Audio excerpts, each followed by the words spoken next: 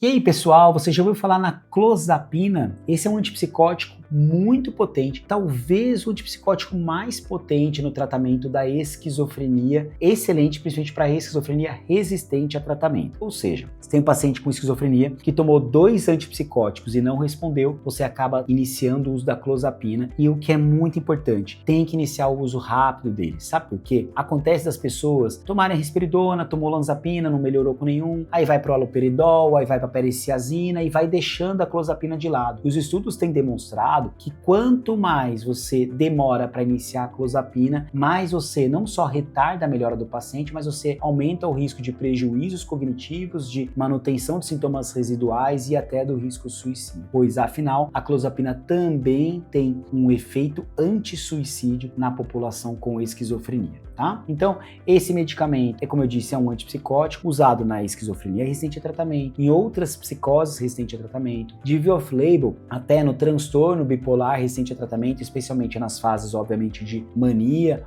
ou até de hipomania. Pode ser usada também na síndrome de Tourette e outros quadros de tique, então um remédio que pode ser usado especialmente nessas doses mais baixas, tá? Bem, você tem comprimidos de 25mg, você tem comprimidos de 100mg, só que ele tem uma atenção ao uso desse medicamento. Toda vez que você aumenta a dosagem dele, você precisa colher um hemograma, e eu vou falar no futuro por quê, mas você precisa colher um hemograma. A dose mínima necessária para tratamento normalmente é 200mg. Alguns pacientes podem até se beneficiar com 100, mas o que a gente faz? A gente começa com 25mg, aumenta na semana seguinte para 50, na outra semana para 75, na outra para 100 e vai fazendo esse processo de 25 em 25 até 200mg. Só que toda vez que for fazendo esse aumento, precisa ser feito um hemograma e depois que você estabilizou na dose de 200, 400, 600, 800mg, estabilizou ali na dose, você tem que fazer mensalmente um hemograma para controle, tá? Então, no aumento e um hemograma mensal no tratamento dele. Então isso é muito importante e isso você tem que ter em mente, não pode deixar de fazer esse tipo de conduta para o controle, ok? Dose máxima em bula 800mg, alguns pacientes podem usar até 900mg com eficácia e a dose mínima normalmente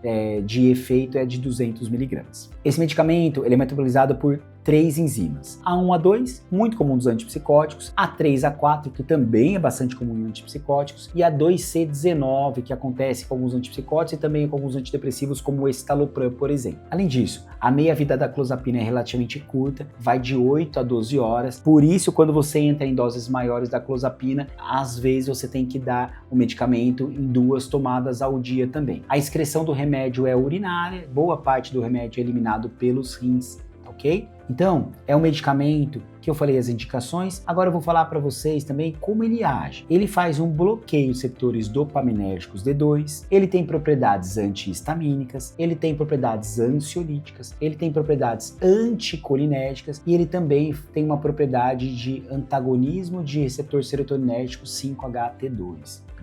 O 5-HT2A, tá? Então ele tem essa complexa rede que vai lhe dando a potência, mas também alguns dos efeitos colaterais. E quais são os principais efeitos colaterais, então, da clozapina? A visão turva, ganho de peso, sedação. A sedação e ganho de peso, conforme você vai aumentando a dose, aumenta muito o risco dela acontecer. E aí você vai tendo que fazer manejos, às vezes com atividade física, com dieta, às vezes com algum tipo de medicamento, tá? E a sedação, você vai tentando manejar horários e evitar as doses mais altas pela manhã, então tentar deixar as maiores doses à noite para que a pessoa consiga dormir bem. Tem um outro efeito colateral, que é um quarto efeito colateral que eu quero falar para vocês, que é um efeito colateral muito importante que você tem que ter atenção e que muitos psiquiatras às vezes não conseguem ter tanta mão disso, então eu quero tentar ensinar a vocês como que isso vai funcionar. Mas antes, deixe seu comentário aqui, se você está gostando do vídeo, se ele faz sentido para você, se já tinha ouvido falar nesse medicamento e se tiver novas dúvidas também pode escrever lá na caixinha de perguntas no @Dr. Guilherme Labinas do Instagram. Vocês lembram que eu falei do hemograma para esse medicamento? Por quê? É raro, um efeito colateral raro,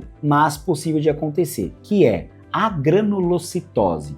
Ou seja, a pessoa ela vai perdendo algumas das células que a gente consegue analisar pelo hemograma. Então ela vai perdendo, por exemplo, os leucócitos, vai diminuindo os leucócitos dela. Os leucócitos são as células de proteção. Então a pessoa ela vai podendo entrar num quadro de queda de leucócito, queda de outros